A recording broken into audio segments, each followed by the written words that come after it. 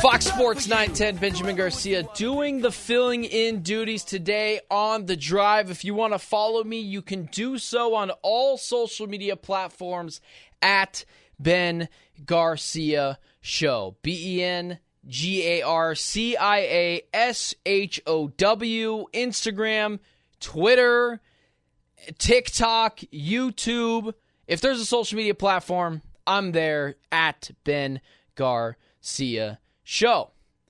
So there's just one thing I dislike. It is confirmation bias, disingenuous takes, people trying to start a narrative that has just never been there before.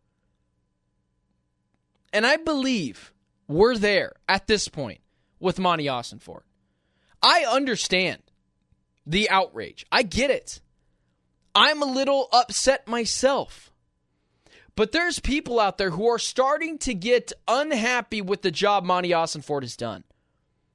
Being patient, especially in this day and age, has never been harder. It has never been harder to be patient as a fan, as a consumer, as a person in the year 2024. It has never been more difficult.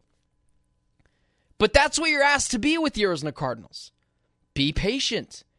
You're going to have to take your licks. You're going to have to take your time. And Cardinals fans are so frustrated. And yesterday it was just pushed over the edge with the ridiculous, nonsensical outrage of the cutting of Michael Carter. The cutting of a guy who's 5'8" and doesn't weigh that much more than me. A running back who, just call it what it is, was getting outplayed in the preseason. I was at training camp. I talked with everyone on the sidelines. We were all in consensus, Amari DiMercado's just better. But it's not just the Michael Carter stuff. As someone like myself who has been a very loud advocate for trading for a guy like Hassan Reddick or trading for someone, signing Yannick Ngakoue, just to bolster this pass rush. I could want something, but totally understand why that thing hasn't happened yet. People frustrated with Monti Ossenfort, he's too patient, or he doesn't do enough. Listen, this league has never been won off of trading for players or panic signing players. It has always been methodical, smart, and fit free agent signings and building through the draft. And that is clearly what Monti Ossenfort believes in this team.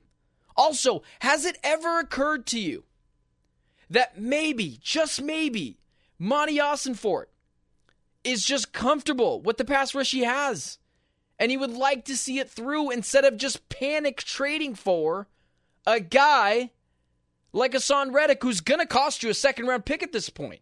Because as Jody's mentioned on this show, as I've mentioned on this show, the price has just gone up for Hassan Reddick. And not only has the price just gone up for Hassan Reddick, you're going to have to pay, and this is something Jody always says, the idiot tax for the own incompetence of the New York Jets. Just signing Yannick Ngakoue to help bolster this pass rush makes you feel good. But does it make you any better? Does it really make you any better?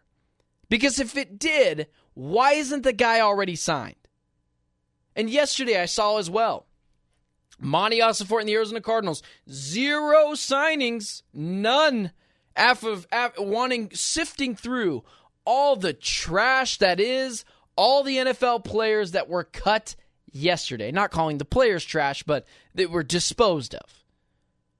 One man's trash, another man's treasure. That's what I saw a lot on Twitter. Why isn't he making a move? Has it ever occurred to you that the fourth string pass rusher who got cut, in which pass rushers are at a premium in the NFL, teams don't want to cut those players if they can help it?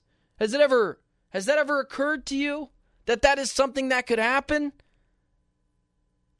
And so Monti Ossenfort sifted through other people's trash and said, nope, I kind of like Xavier Thomas and Zaven Collins. I don't have to agree with it. I don't have to be happy about it.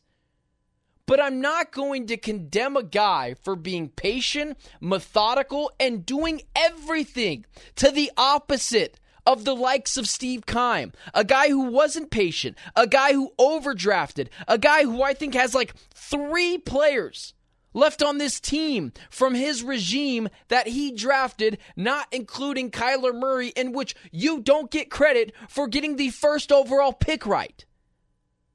So you could be frustrated with Monti Ossenfort for cutting a guy like Michael Carter for God knows what reason that you're upset about that.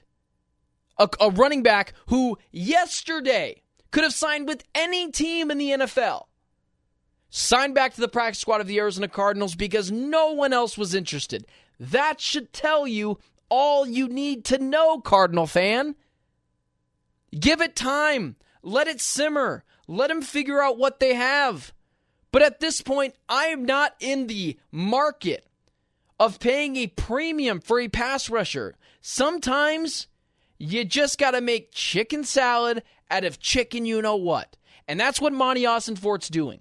Instead of messing themselves up for the future, giving up draft picks and giving up a massive deal for a guy in Haason Reddick who is, be fair, approaching 30 years old, which is the window of decline for most players in the NFL, just be honest with yourself. Just be honest with yourself. Allow Monti Ossenfort, a guy that has gotten every single draft pick right last season, to do his thing. And don't condemn the guy for cutting a backup running back in which no one in the NFL wanted, and for taking his time and sifting through everything methodically to ensure he gets the right player for the right position at the right time for this team that, call it what it is, spoiler alert, is not a Super Bowl contender right now. Drives me insane when Cardinals fans talk like that.